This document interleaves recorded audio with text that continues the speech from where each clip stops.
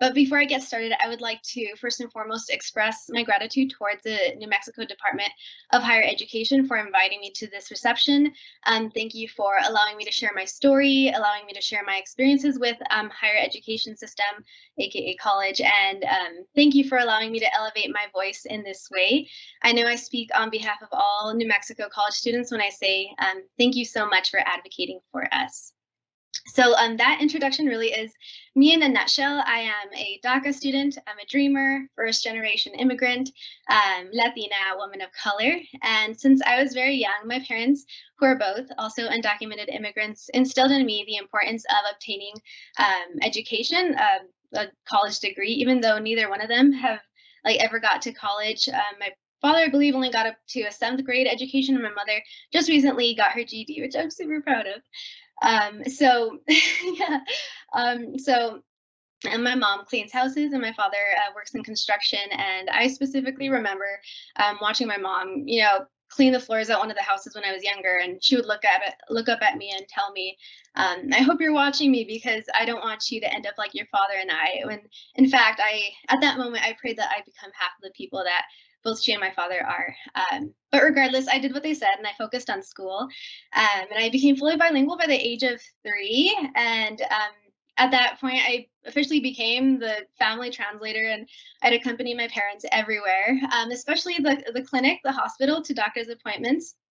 And that is where my passion for medicine really grew. I, like the intro mentioned, I want to become a physician, either a family medicine physician or ER physician. And so I remember wanting to jump into the minds of physicians and just hone all their knowledge so I could just answer my mom's questions without having to translate, or having to myself question what words like mammogram were.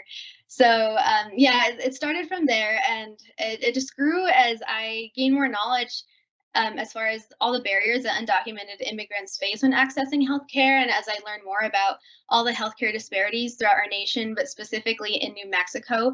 Um, and so I'm excited to say that I'll be applying to medical school this summer and hope to get in the first time.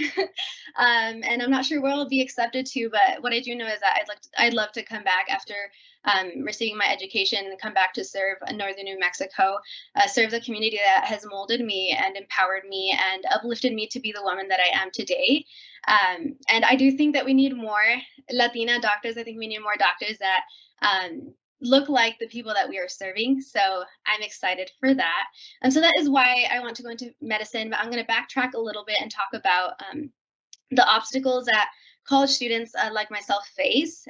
So I graduated from Espanola Valley High School in 2016 as co-valedictorian and started college directly from there. And I started off like the first obstacle right away was trying to figure out how to maneuver through higher education, being a first generation student. So that was the first one. But afterwards came many other obstacles that not only myself, but many other New Mexico students face, that of being self doubt, that of being imposter syndrome, that of mental health issues such as anxiety, depression, etc. And those are just a few. And now we're in a global pandemic.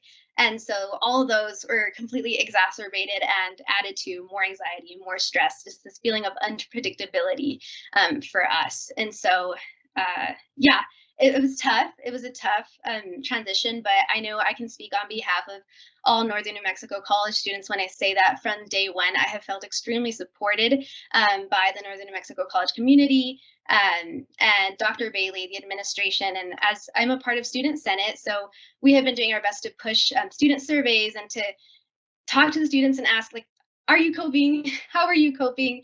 How can Northern New Mexico College support you? So I feel extremely supported, and I am very grateful for higher ed, and for being a part of this higher ed community.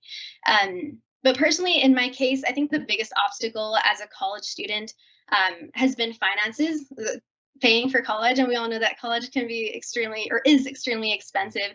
And as a DACA student, I'm barred from most scholarships because of the fact that I'm not a citizen. So when I became informed of the lottery scholarship, it was like a gift from heaven above because it was a huge help. It took a huge weight off of my back and off of my family's back, being that my family is low income. And so having this lottery scholarship allowed me to focus on my studies, allowed me to focus on just doing well in school instead of having to stress about whether or not I'd be able to afford the next semester or afford my books. So the lottery scholarship made me feel seen as a DACA student. It made me feel included because it didn't ask me, it didn't require me to be a citizen. So I am extremely, extremely grateful for that. And many times it is the lottery scholarship and the New Mexico Opportunity Scholarship and all the other scholarships that are offered by our state that are the determining factors between a New Mexico student saying, yes, I'm going to take the step forward and I'm going to go to college, especially our non-traditional students. I'm going to say yes to college and I'm going to, pursue my dreams or no, I can't afford it.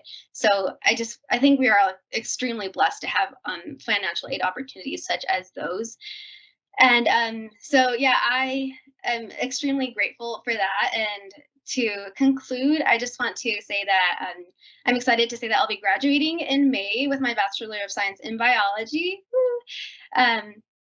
And I will be graduating completely debt free, which is something that not many people can say. And it's just, I feel extremely blessed and extremely grateful. And I also want to conclude by thanking the lawmakers that are watching this, thanking the public that are watching this. Thank you for supporting higher education.